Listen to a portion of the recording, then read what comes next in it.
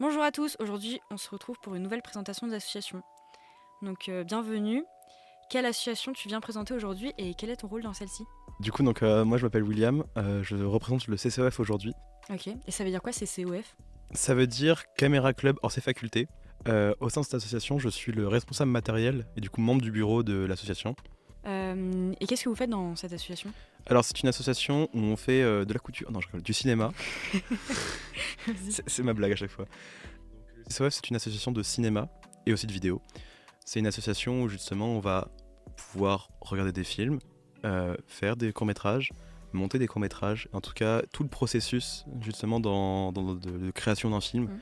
que ce soit du coup donc l'écriture, réaliser, le tourner, mais aussi le monter. Et donc ça c'est une bonne partie qu'on utilise, mais aussi on va avoir une autre partie où ça va être par exemple du coup de faire regarder des films, les analyser ensemble, parler de films qu'on a vus récemment, organiser des projections.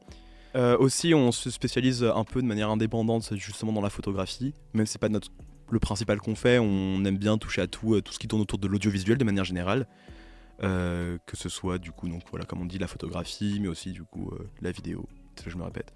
Depuis combien de temps elle existe cette association? Le CCOF est une association très vieille, c'est l'une des plus anciennes de la MAPS, voire la plus ancienne. Mhm. Elle a été fondée en 1966 par Jean-Claude Brun. C'est une association qui à la base était destinée au personnel de l'université. Mhm. Elle a été fondée du coup par anciennement ce qui était appelé le CESFO, qui existe encore, qui actuellement est un restaurant solidaire pour les personnels de l'université. Et donc il y avait cette branche justement du cinéma, enfin du coup une branche qui s'appelait le CCOF, qui va du coup justement était la branche audiovisuelle. Donc ça a commencé au sein de la fac, formé par Jean-Claude Brun, ancien chercheur à la fac, qui justement a fondé cette association. Elle est devenue indépendante quelques années plus tard. Puis en 2007, elle est devenue association étudiante rattachée à l'université Paris-Saclay. Ok. Et il y a des gens qui sont sortis du COF et qui ont fait, je sais pas, des films, de la photo, enfin qui se sont fait un nom on va dire. Dans le cinéma, oui. Alors, on va pas avoir des gens qui vont être extrêmement connus pour le grand public, mais en tout cas, on a des gens qui sont quand même devenus des grosses têtes du cinéma. On pense à certains. Je pense à un ancien qui s'appelait Hugo, il est pas mort, non, qui s'appelle Hugo, qui est rentré à l'école Louis Lumière, qui est donc une Ok. école nationale supérieure de cinéma. C'est une école qui est très exigeante. On va dire qu'il y a à peu près plusieurs centaines, voire même quelques milliers de personnes qui se demandent pour genre 20 personnes qui sont acceptées, quoi. Donc Ok. c'est quand même très grand niveau. Il a été formé au CCOF. Après, je connais pas réellement son histoire personnelle, mais je suppose que on lui a beaucoup appris l'analyse, on lui a beaucoup appris les techniques, on l'a formé au cinéma finalement, et Mm. que ce soit du coup il est devenu un excellent technicien et puis a pu se présenter. Actuellement, il a rejoint du coup l'ENS Louis Lumière, donc c'est justement l'école nationale. Il est devenu, il a intégré la promotion image et actuellement il est chef opérateur sur des tournages. On a aussi d'autres personnes qui ont fait d'autres BTS sur du visuel, Mm. etc. Puis même moi, je m'oriente dans un BTS sur du visuel grâce au CCOF. Ouais. Donc voilà, c'est une asso qui en effet peut beaucoup pousser parce que vu que nous sommes rattachés à la fac des sciences et que le cinéma est un métier très technique et voire même beaucoup plus scientifique qu'on ne l'imagine, notamment sur le côté technique, c'est un excellent moyen de pouvoir utiliser nos cours qu'on apprend en sciences. Par exemple, personnellement, je suis en mathématiques physique et je sais que par exemple mes cours de physique, j'ai des applications directes quand du coup je fais du cinéma au CCEF. Je pense à l'électricité, quand on gère de la lumière, c'est toujours pratique. Quand on fait de la mécanique, il y a du lien avec la machinerie. Quand on fait de l'optique, les caméras directement. Mm. Il y a même des questions de codage, d'informatique. Et en tout cas, toute cette connaissance-là, toute cette culture scientifique qu'on nous apprend justement en cours est extrêmement pratique pour l'utiliser au cinéma. J'en parle dans les détails, mais par exemple, quand on fait briller une ampoule, le filament à l'intérieur qui chauffe parce qu'il y a un courant qui traverse à l'intérieur, c'est vraiment un corps noir, etc. Et ça, c'est quelque chose on l'apprend pas dans la vie de tous les jours, on l'apprend vraiment en cours Ouais, tu très te dis que ça scientifique. sert à rien en cours et C'est pourtant ça. ça Et t'aide au CEF. c'est ça. Ok. Et je sais que personnellement, en tout cas, quand je voyais mes programmes de physique, je me disais, ouah, j'y comprends rien, je suis pas physicien, moi je suis plus mathématicien. Et qu'en fait, je voyais que sur la moitié de mes cours, il y avait un lien avec le cinéma direct. Étonnamment, j'ai réussi Mm. beaucoup plus facilement mes partiels et mes examens sur ces yeux-là. Ok. Mais voilà. Et est-ce que vous avez beaucoup de matériel? Enfin, vous le financez comment? En effet, on a beaucoup de matériel parce que c'est une asso qui a été fondée il y a très longtemps. Donc, avec les années, ça fait quasiment plus de 50 ans qu'elle Ouais, existe. vous accumulez. Du coup, on a beaucoup accumulé. On a beaucoup d'anciens matériels, même des reliques, mais qui fonctionnent encore et que c'est formidable pour les utiliser. On a trouvé une fois en faisant l'inventaire, on avait trouvé un projecteur en pellicule qui était quasiment fonctionnel. Il fallait juste réparer un moteur. Il y a des vieilles caméras, il y a des vieux projecteurs, il y a des vieux moniteurs, tout ça. Beaucoup de vieux matériel, mais on a quand même pu se mettre la page et notamment passer, par exemple, on a un peu arrêté d'être à la pellicule et au VHS. Maintenant, on est vraiment passé bien évidemment au numérique, tout ça. Mais voilà, on a quand même beaucoup de matériel. Je pense à notre petite dernière caméra qui est quand même bien sympa, une petite FX6 de Sony qui filme très très très très bien. Voilà. Mais voilà, nous on vend pas trop notre matos parce que on veut pas réellement se vendre comme une asso où on a du matériel, etc. Nous on veut faire vivre le matériel est pour nous un moyen justement de mettre en application nos souhaits, mais en réalité on applique beaucoup de bricoles. Ouais. En fait, je pense par exemple en matériel de machinerie, on a peut-être une grue, mais c'est une vieille grue qui fait son taf. Hein. Mais par exemple, je pense par exemple pour faire des travelling ou des trucs comme ça, donc c'est des mouvements de caméra. Ce qu'on a, c'est qu'on n'a pas des vrais rails très stylés, très professionnels, etc. Non, vraiment on a des tubes en PVC, un plateau et des roulettes de roller et on glisse dessus, c'est trop bien. C'est des trucs comme ça qui sont... en fait, on les a bricolés nous-mêmes. On a aussi un fauteuil roulant qui permet de faire des mouvements de caméra hyper complexes, etc. Et je sais que l'un des derniers tournages qu'on a fait, on l'a utilisé et c'était bien pratique parce qu'en fait, on avait fait un tournage un peu improvisé, ce qu'on appelle un 36 heures, où on écrit, on tourne et on monte un film en 36 heures.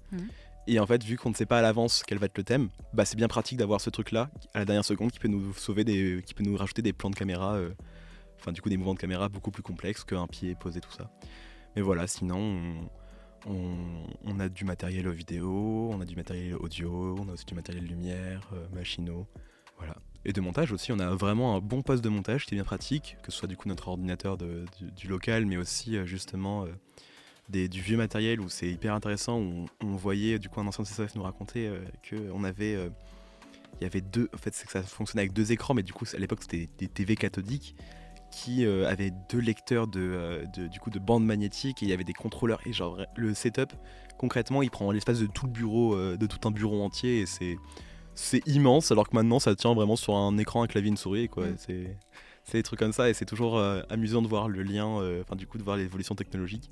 Même si la majorité de notre matériel c'est de l'impro, on bricole avec ce qu'on a et c'est pratique sur un tournage parce que on peut se retrouver des fois dans une situation où on est en mode c'est pas forcément ce que j'espérais et je vois pas comment faire autrement. En fait cette impro là peut nous permettre en fait, à gérer beaucoup de problèmes, même si normalement il y a beaucoup d'organisation derrière, etc. C'est quand même bien pratique d'apprendre énormément justement ce côté là d'improvisation. Voilà, je pense que la dernière fois c'était on tournait sur un parking à côté de la Maps. On n'avait pas de lumière avec batterie, qu'est-ce qu'on a fait ? On a pris toutes les rallonges de la map, on les a tirées jusqu'au parking, quasiment 100-200 mètres de rallonge tirées en plein milieu de nulle part, c'était un peu drôle. Mais voilà, et c'est faire de la bricole, tout ça, et c'est vraiment le meilleur moyen d'apprendre. Puis au-delà, ce qu'on apprend, c'est pas forcément de la bricole, c'est qu'en fait on nous apprend vraiment une façon de penser, une façon de voir le cinéma, une façon de concevoir les plans. Et ça c'est vraiment un truc hyper enrichissant que je trouve que dans d'autres assos de cinéma, il n'y a pas forcément. Et en tout cas, c'est un truc qui est hyper intéressant parce qu'il y a 10 000 façons de faire les choses. Et on t'apprend celle qui va toi te convenir le mieux. Et du coup, c'est l'une des plus enrichissantes parce que si elle te convient bien, c'est qu'elle va être forcément utile quand tu vas l'utiliser quand tu vas le mettre en application, quoi. T'as des super réponses. Merci. Mais du coup, tu projettes mes questions là. Attends. Ok, du coup, tu nous as parlé des 36 heures, c'est ça ? Est-ce que tu as d'autres événements que vous faites dans l'association, des trucs un peu récurrents ? Je sais que vous faites des films, du coup, mais est-ce que... On a un événement qui s'appelle le Lab, avec diverses extensions, mais j'en reviens après. Donc le Lab, c'est un peu le même principe, c'est-à-dire qu'on écrit, et cette fois-ci, on tourne uniquement un film en une journée. C'est des tournages initiatiques, où vraiment on apprend aux gens, c'est ouvert vraiment à tout le monde, que vous soyez adhérents ou non. C'est ouvert à tous. Pour apprendre le cinéma, découvrir un tournage, pouvoir même jouer parce qu'on est en manque d'acteurs et c'est hyper important les acteurs parce que c'est eux qu'on voit sur scène. Mais du coup, c'est le meilleur moyen d'apprendre la caméra, c'est le meilleur moyen d'apprendre le son, c'est le meilleur moyen d'apprendre les lumières. Quand on découvre le cinéma, c'est vraiment le meilleur truc. C'est le meilleur événement possible pour pouvoir découvrir le cinéma. En tout cas, un vrai tournage qui tend vers du professionnel. et se rendre compte à quel point c'est un vrai travail d'équipe et que c'est quelque chose qui demande beaucoup d'organisation. Juste le temps d'une journée sur un week-end. On fait ça de manière toujours bon enfant et on s'en fiche du résultat. On s'en fiche d'avoir un résultat qui n'est pas hollywoodien. Nous, ce qu'on veut, c'est pouvoir faire découvrir au maximum le cinéma à tout le monde. Faire découvrir les différents métiers et potentiellement créer des vocations. Et est-ce que tu as d'autres anecdotes au niveau de ton association ? On a un excellent Skyjo et tout le monde y joue. Il est d'ailleurs juste là sur la table, je le vois. Je crois que c'est le nôtre en plus. Vraiment, faudrait le rendre à un moment donné. Parce que là c'est pas admis, mais voilà. Du coup, on a ça. Vous ne faites donc pas que du cinéma. On joue énormément au Skyjo. J'en peux plus d'y jouer. C'est voilà. Mais sinon, en petite anecdote un peu plus commune, c'est par exemple quand du coup on participait au Rush les premières fois. Je dis on, alors j'étais pas là à l'époque. C'était drôle parce que les 3 premières années d'existence du Rush, en tout cas les 3 premières années où le CCOF y a participé, je crois qu'il a participé la première ou la deuxième année, à chaque fois on a gagné. Sauf qu'ils en avaient marre de nommer la même équipe justement en tant que grand vainqueur. Du coup en fait la 3e fois, ils ont fait un truc. C'est qu'au lieu de du coup marquer le grand prix, ils ont fait le prix du jury. Donc concrètement, c'est-à-dire que c'est eux qui ont gagné, mais vu qu'ils ont trop gagné les années précédentes, il y a un autre prix qui a été donné. Et donc ça fait rire les anciens qui l'ont fait. Ils sont en mode on a sur le papier, dans la tête des jurys on a gagné, mais on n'a pas gagné sur le papier, mais c'est gaulerie quand même quoi. Donc c'est des trucs comme ça où finalement, il y a une petite expérience quand même sympa, vraiment un bon background de cinéma quoi. Voilà. Dernière question. Pourquoi un ou une étudiante devrait venir au CCOF ? Il n'y en a pas. Non, je rigole. non, si, en vrai, on a un peu une devise au CCOF. Notre but, c'est que les cinéphiles deviennent des cinéastes. C'est-à-dire que les gens qui aiment le cinéma, qui aiment regarder des films, des séries, des vidéos, des animations, tout, en fait, puissent venir au CCOF et se dire « Ah ouais, tout ce que j'aime, en fait, tout ce que je regarde régulièrement, en fait, je vois que c'est un truc qui peut être tellement enrichissant à faire. Et du coup, j'aimerais bien en faire. » C'est vraiment, la majorité d'entre nous, c'est ce truc-là. On arrive, on découvre des caméras, on découvre du matériel hyper technique. Et c'est vraiment satisfaisant, en fait, de pouvoir mettre en œuvre un projet et de l'aboutir. C'est quelque chose qu'en fait, on n'apprend pas réellement de manière générale en cours. Mais surtout un projet artistique. Parce que j'estime qu'à la MAPS, il n'y a pas beaucoup d'associations artistiques. Enfin, qui sont pleinement sur l'artistique. Je pense à Apoil qui a quand même une partie qui est artistique, Campus en musique qui fait de la musique. Mais c'est souvent, on vient, on part et c'est sympa. Alors que je trouve que le CCOF, ce qui est bien, c'est pouvoir s'engager à l'intérieur et en fait comprendre les mécanismes et les rouages du coup de la création d'un film. Et en fait, je pense que tout le monde peut aimer le cinéma. C'est même pas que tout le monde peut, c'est que tout le monde aime le cinéma. Que ce soit du coup le consommer, que ce soit du coup le fabriquer, c'est des choses où en fait tout le monde va apprécier ça parce que c'est toujours, comme j'explique, en fait un film, quand on réalise un film, c'est concrètement on est sur un bateau, tous ensemble, et on est tous dans une belle grosse merde, il faut s'en sortir. Donc, pouvoir justement faire des projets communs avec une si belle équipe finalement, et en fait on devient tous des amis à la force parce que faire des projets comme ça crée des liens très forts. C'est vraiment l'un des meilleurs moyens. Puis le cinéma, c'est quelque chose qui concrètement c'est un art qui est très récent par rapport à d'autres arts, mais c'est l'un des... Après, je suis biaisé parce que c'est mon art préféré et j'ai envie de faire du cinéma plus tard. Mais non. Non, jure. Mais voilà, en tout cas, c'est un art qui est très... le plus riche en fait.